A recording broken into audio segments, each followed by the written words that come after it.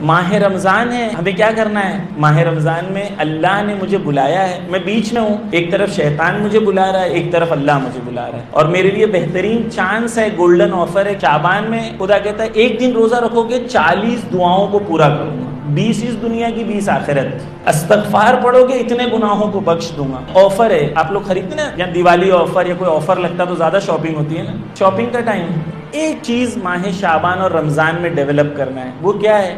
اپنے ارادے کو مضبوط کرنا، اپنے ارادے کو مضبوط کرنا۔ بڑی بڑی چیزوں سے شروع نہ کریں، چھوٹی چھوٹی چیزوں سے شروع کریں اور اپنے ارادے کو مضبوط کریں۔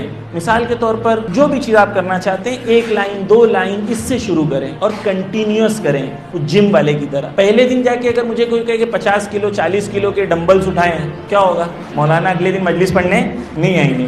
لیکن پہلے دن چھوٹے سے شروع کرتے ہیں، چھوٹے سے شروع کرتے ہیں، لیکن ایک دن انسان وہاں تک پہنچ جاتا ہے۔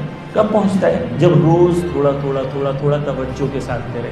عزم و ارادہ ایسے مضبوط ہوتا ہے کہ روز تھوڑا تھوڑا تھوڑا تھوڑا تھوڑا تھوڑا کرے، تاکہ ایک منزل پہ آئے کہ توجہ کے ساتھ کہ میرا عزم و ارادہ بھی اس منزل میں ہو گیا کہ ماہ رمضان تک پہنچتے پہنچتے میں نے اپنے عزم و ارادے کو اتنا مضبوط کر لیا ہوں کہ اب میری توجہ گناہوں کی طرف نہیں جا رہی ہے یا کم جا رہی ہے، اب مجھے ماہ رمضان میں نیکیوں کی طرف توجہ کو بڑھانا ہے۔ ایک جگہ میں نے کنٹرول پورا کر لیا ہوں، اب مجھے اس طرف آگے بڑھنا ہے۔